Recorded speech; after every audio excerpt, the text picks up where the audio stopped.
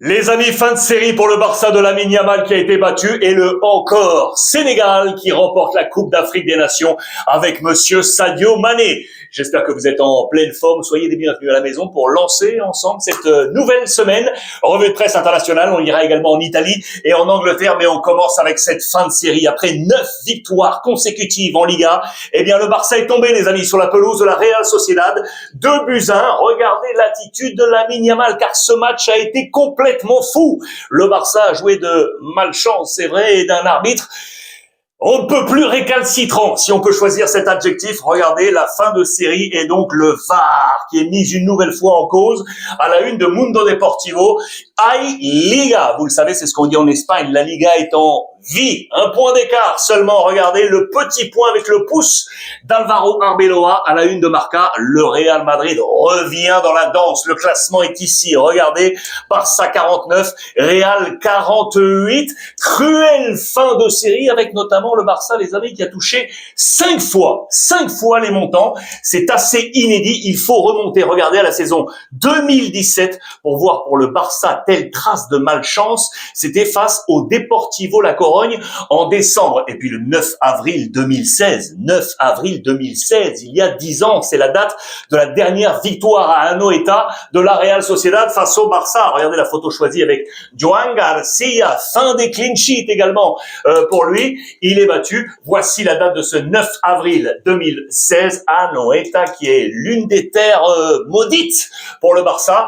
Bernabéu au 21e siècle aura été la pelouse avec 10 défaites la plus compliquée, et Anoeta est juste derrière. Regardez, devant Balaidos, le Celta Vigo. 8 défaites à Anoeta pour le Barça d'Hansi Flick, qui donne un chouïa de vie, vous l'aurez compris, à Alvaro Arbeloa. Il faut dire que monsieur l'arbitre, Gil Manzano, est passé par là. Ça a été ultra compliqué. Il y a eu de la VAR à tout va, avec des buts annulés, avec des choses parfois, regardez, là on se joue à des millimètres près, c'est clair et net. L'arbitre a été visé et ça a été compliqué, notamment, regardez, pour Frenkie de Jong, qui a explosé en fin de match en conférence de presse pour dire très clairement, Gil Manzano te regarde avec une tête comme s'il te juger, comme s'il était supérieur à toi. Les mots sont très très durs, hein. Regardez également ici, 2 points, je cite, avec cet arbitre, c'est très frustrant, on ne peut même pas lui parler, c'est très très clair. En parlant de conférence de presse, regardez Hansi Flick qui a été très clair lui aussi,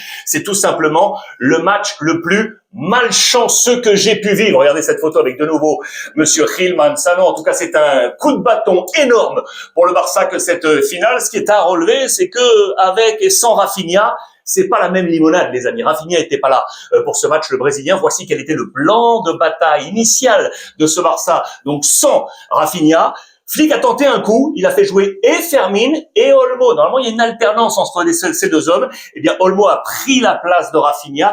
Ça n'a pas si bien fonctionné que ça, tout cela, même si, vous l'aurez compris, il y a eu également de la malchance. Les changements opérés par Hansi Flick avec les forces offensives, et notamment, regardez, les 2 attaquants, ici Lewandowski et Fermin, qui est monté d'un cran. Rashford est entré en jeu, le petit Rooney, mais cela ne marchera pas. Voici les notes offertes par le quotidien catalan Sport. Regardez, je vous laisse, on a baissé dans la moyenne, vous l'aurez compris, 6 sur 10 pour la frustration d'Hansi Flick. On notera d'ailleurs les premières minutes du retour de Cancelo, qui a pris un 5. La meilleure note, elle est pour Lamine Yamal. Franchement, il lui a manqué juste le but pour vraiment être pleinement dans cette rencontre. Pour le reste des notes, c'est pas terrible. Regardez la défense avec Koundé qui prend un 4 et Koubarsi qui prend également un 4. À noter donc le 5 sur 10, c'est assez rare pour Joan Garcia qui prend également une seule étoile. Regardez dans le quotidien Marca, voici la note des Catalans avec le max pour 3 sur 3 pour Lamine Yamal. Et Joan Garcia qui était dans un nouveau duel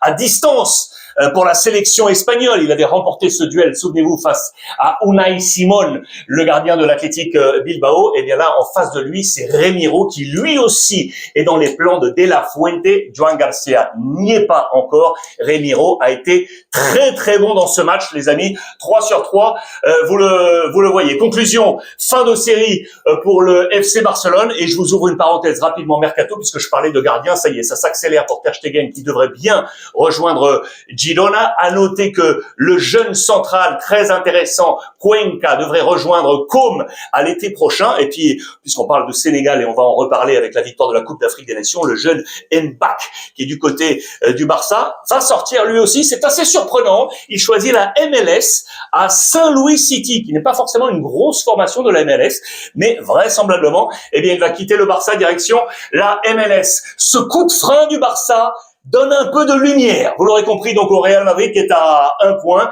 C'est l'allusion qui est, regardez, apportée dans les colonnes de marquage. Je vous fais là juste une parenthèse, parce que regardez ce qu'on est allé chercher.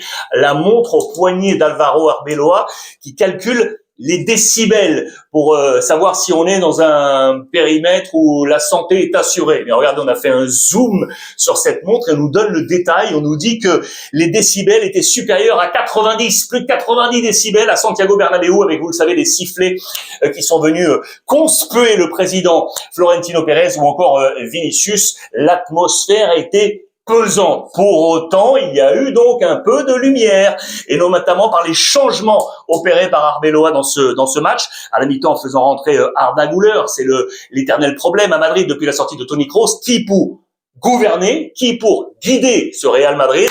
On pense à Camavinga, on pense à Tchouaméni, on pense à Valverde, et donc on pense à Güler, ce qui nous amènera donc à parler de cette semaine face à l'AS Monaco en Ligue des Champions. La première nouvelle rassurante, c'est que Kylian Mbappé, au niveau des genoux, ça y est, tout va bien, il a marqué, vous le savez, il accroît sa distance dans le classement des Pichichi de la Liga espagnole, 19 buts pour lui à distance, notamment avec les Catalans, Ferran et Lewandowski, qui n'ont pas marqué, mais regardez, Muriqi, les amis de Majorque, vient de sauter des places avec un triplé ce week-end, 14 buts inscrits, il est désormais le deuxième meilleur buteur. Mbappé donc en forme pour jouer face à Monaco, son ancienne équipe bien évidemment, et puis en défense, relevons qu'Asensio relève un chouïa la tête. C'est pas forcément un défenseur que... C'est un avis très personnel, hein, c'est un chouïa d'opinion. C'est pas forcément quelqu'un que je trouve optimum, et notamment pour la Ligue des Champions, mais il faut dire qu'en ce moment, Huysen à ses côtés est en baisse, et du coup, Asensio a repris du galon, c'est vrai, dans ce dernier match. D'ailleurs, regardez, il est le seul Madrilène dans le 11 type de Marca cette semaine. Un Catalan, c'est Lamine Yamal, et puis vous l'aurez compris, Rémi Rojo, le gardien de la Real Sociedad, qui a toute sa place ici, tout comme Muriqi, donc de Majorque, auteur de ce triplé. Attention au Real Madrid, parce que Vinicius, lui, qui a été conspué, on nous dit, je dis bien on nous dit, qu'il se poserait des questions quant à son avenir au Real Madrid. Va-t-il, oui ou non, rester? On nous parle d'une situation limite. Regardez, je cite, entre guillemets, je ne veux pas jouer là où on ne m'aime pas. C'est très très clair. Que va-t-il se passer entre Vinicius et les supporters du Real Madrid? Un Brésilien triste, un Brésilien heureux au Real Madrid, en tout cas à distance. C'est Hendrik, vous le savez, qui a été prêté à l'Olympique lyonnais. La bonne greffe à la une du quotidien, l'équipe. Et pour cause, regardez, victoire de Lyon face à Brest, 2-1. Il a pris l'une des meilleures notes, une nouvelle fois Hendrik, avec un très bon 7/10, tout comme Sulch, Abner ou encore Kluivert. Regardez, dans Marca, on en parle également. Il est à la conduction de la fête de Lyon. Passe décisive offerte par Hendrik dans ce match, et donc Monaco attendu cette semaine pour le Real Madrid en Ligue des Champions. Le Real est ici, je vous le rappelle, dans le top 8. Pour l'instant, l'AS Monaco est ici en play-off, et on nous remémore quand on parle de Monaco Real Madrid. Quel match, souvenez-vous, pour les plus jeunes, c'était en 2004. Monaco éliminait le grand Real des Galactiques, et dans le but de l'AS Monaco, il y avait un super bonhomme que j'adore, monsieur Flavio Roma. Pablo Polo, mon copain, la grande plume de Marca, l'a retrouvé pour cette très bonne interview. Il nous a parlé notamment de la différence physique qu'il y avait eu entre les deux équipes, et il nous dit que l'avantage à ce moment-là, à Monaco, c'est qu'il y avait un homme, en parlant physique.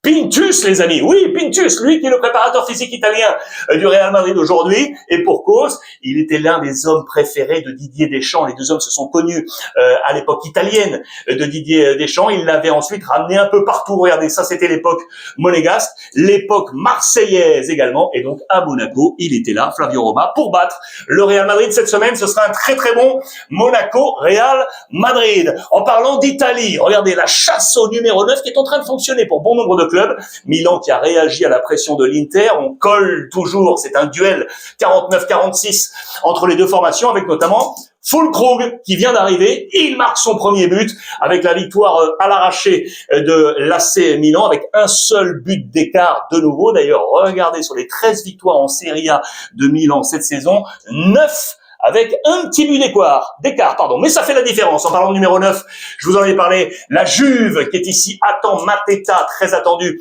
le français, on va en reparler. Et puis en parlant de greffe réussie, Malen qui vient d'arriver de première ligue du côté de l'AS Rome, marque également pour permettre à Rome d'être dans le top 4 Ligue des champions. Je vous parlais d'Angleterre. Regardez ce qui est en train de se passer du côté de Manchester United. Victoire, vous le savez, face à Manchester City. Et il y a un homme qui a envoyé un petit défi, Lisandro Martinez. Regardez, le Mancunien, et ici vous voyez Paul Scholes, légende de United, plus de 700 matchs avec United, qui avant le match face à City a prévenu en disant moi ce duel entre Haaland et Lisandro Martinez, je le sens pas trop pour le Mancunien. Victoire de Manchester United et très clairement, il lui a dit écoute, si tu as des critiques à me faire, eh bien tu tapes à ma porte, viens chez moi, on va discuter. Imaginez, j'adore ce genre de choses aux tabloïds anglais. En marche, je voulais vous montrer ça également. Regardez Unai Emery, la grosse déception parce qu'il y avait vraiment un coup à jouer pour Aston Villa qui a été battu à domicile, les amis, par Everton.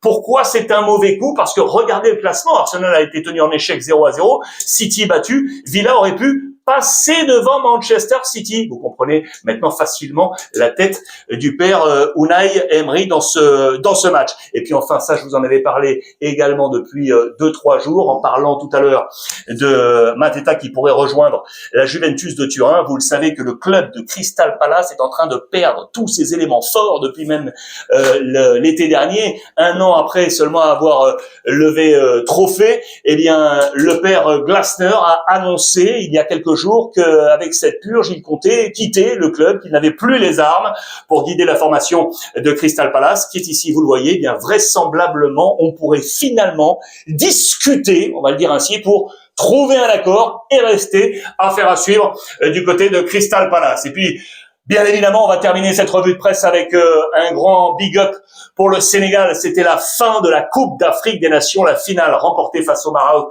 1-0. Ça a été une finale on ne peut plus compliquée. Vous l'avez vécu très certainement, pardon.